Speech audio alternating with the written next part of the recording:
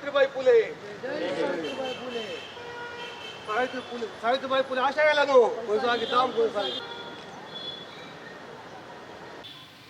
సావిత్రిబాయి పూలే 1897లో ఆమె మరణించింది. పేగు వ్యాధితో మరణించింది. ఆమె సమాజంలో అనేక రుగ్మతలను తొలగించింది.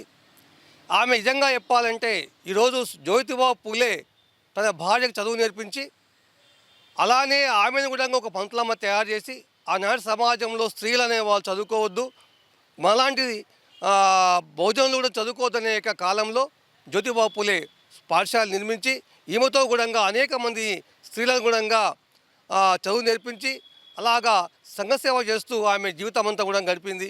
అలాంటి యొక్క సావిత్రిబాయి పూలే ఈరోజు 129వ వర్ధంతిని మనము మన మహబూబ్నగర్ పట్టణంలో జరుపుకుంటున్నాం. కనుక ఆమె యొక్క ఆశయాలను అందరం కూడా ముందుకు తీసుకుపోవాలి.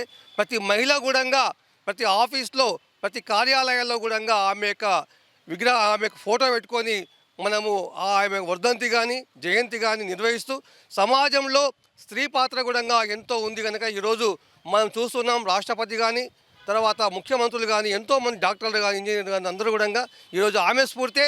కనుక ఆమె అందరం కూడా ఒకసారి స్మరిస్తూ ఆమెను ఒకసారి మనము నినాదిద్దాం. సావిత్రిబాయి పూలే ఆశయాలను